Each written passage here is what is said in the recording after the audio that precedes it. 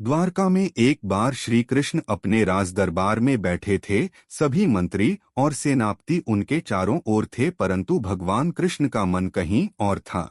उनके चेहरे पर एक अनोखी चमक थी, मानो वे किसी रहस्य को जानने की उत्सुकता में हो। सहसा अर्जुन ने पूछा, मधुसूदन, आप इतने गहरे विचार में क्यों हैं? श्री कृष्ण मुस्कुराए और बोले, अर्जुन, क्या तुमने कभी चंद्रलोक के रहस्य के बारे में सुना हूँ? अर्जुन चकित होकर बोले, नहीं केशव, यह तो पहली बार सुन रहा हूँ। श्री कृष्ण ने बताया कि चंद्रलोक के देवता सोमदेव ने उन्हें आमंत्रित किया है। वहां एक विचित्र समस्या उत्पन्न हो गई थी। चंद्रलोक का प्रकाश धीरे धीरे मंद हो रहा था और इसका कारण कोई अज्ञात शक्ति थी। श्री कृष्ण ने अर्जुन से कहा, चलो इस रहस्य का पता लगाते हैं। उन्होंने अपने दिव्य रथ को आकाश मार्ग से चंद्रलोक की ओर बढ़ाया। जैसे ही वे वहां पहुंचे, उन्होंने देखा कि चंद्रलोक का सौंदर्य फीका पड़ रहा था और देवगण चिंतित थे। सोमदेव ने बताया कि कुछ समय से एक मायावी शक्ति तमोग्र नामक राक्षस चंद्रलोक के प्रकाश को धीरे धीरे ग्रस रहा है।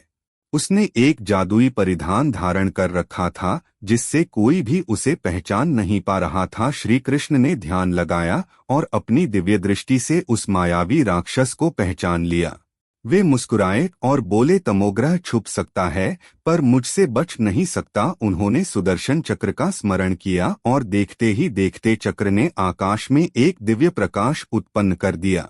उस प्रकाश से तमोग्रह का छलावरण टूट गया और वह अपनी असली रूप में प्रकट हो गया। राक्षस ने श्री कृष्ण पर आक्रमण किया, परंतु जैसे ही उसने अपनी शक्ति का प्रयोग किया, श्री कृष्ण ने अपना विराट स्वरूप धारण कर लिया। उनकी दिव्य आभा से तमोग्रह भयभीत हो गया और अपने पापों की क्षमा मांगने लगा। श्री कृष्ण ने उसे क्षमा कर दिया, परंतु उसे आदेश दिया कि वह सदैव धर्म के मार्ग पर चले। जैसे ही तमोग्रह ने प्रतिज्ञा की, चंद्रलोक फिर से उज्ज्वल हो गया।